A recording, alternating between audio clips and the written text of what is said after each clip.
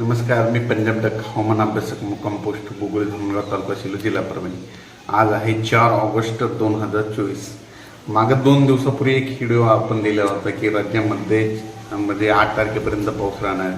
तर परत एक शेतकऱ्याचा खास करून अंदाज देत आहे, कारण की काय झालं की आज म्हणजे पुण्याकडं म्हणजे खूप पाऊस आला, पुणे मुंबई नाशिककडे पाऊस झाला आहे, म्हणून सतर्क राहा म्हणून हा अंदाज देत आहे. कारण की काय झालं की वरचे धरण भरल्याच्यामुळं पाणी सोडण्यात येते आणि वरती पाऊस चालू आहे. आणखीन एखाद्या पाणी विसर्ग वाढू शकतो, वाढील्यास पुन्हा परत पुण्यामध्ये पाणी शिरू शकतं, म्हणून हा अंदाज राज्यामध्ये म्हणजे आज 4 ऑगस्टपासून पुन्हा म्हणजे आता 4, 5, 6, 7, 8 दरम्यान आणखीन पावसाचा जोर वाढणार आहे, म्हणून हा अंदाज लक्षात घ्यायचा.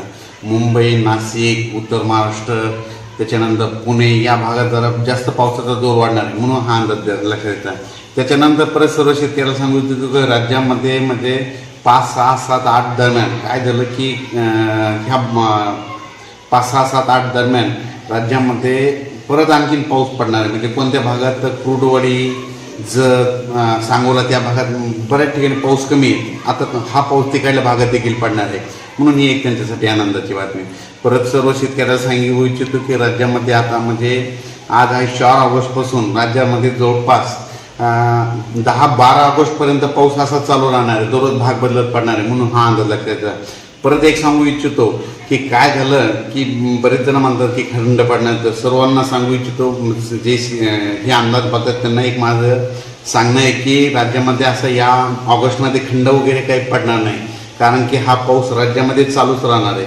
म्हणजे चालू म्हणजे काय होणार आहे, एकदा विदर्भात चालू राहील, उत्तर महाराष्ट्रात चालू राहील, अशा 2-3 विभागामध्ये चालू राहणार आहे. एकदम असं महाराष्ट्रातला पाऊस एकदम असा 15-20 दिवस बंद होणार नाही, म्हणून हा अंदाज लक्षात घ्यायचा. परत आणखीन एक सांगू इच्छितो, मराठवाड्याची तहान भागवणारं धरण म्हणजे जायकवाडी धरण, हे नाथसागर.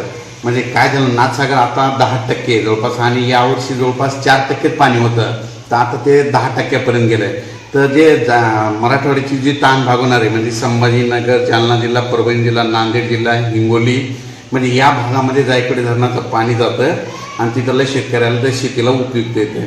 जायकवाडी जर भरलं तर ह्या 5-7 जिल्ह्याला खूप फायदा होतो, म्हणून मराठवाड्याची ताण भागवणार हे जायकवाडी धरण या म्हणजे आता ह्या ऑगस्टमध्ये 50% जाईल, त्याच्यानंतर सप्टेंबर, ऑक्टोबरमध्ये त्याची सरासरी कंप्लीट पूर्ण होईल, म्हणून हे अंदाज म्हणजे खास करून ही आनंदाची बातमी.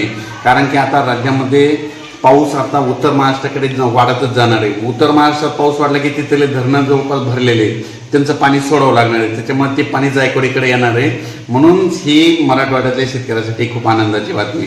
त्याच्यानंतर मांजरा धरण देखील म्हणजे यावर्षी सप्टेंबर, ऑक्टोबरपर्यंत ते देखील भरून जाईल, म्हणून ही देखील खास करून आनंदाची बातमी.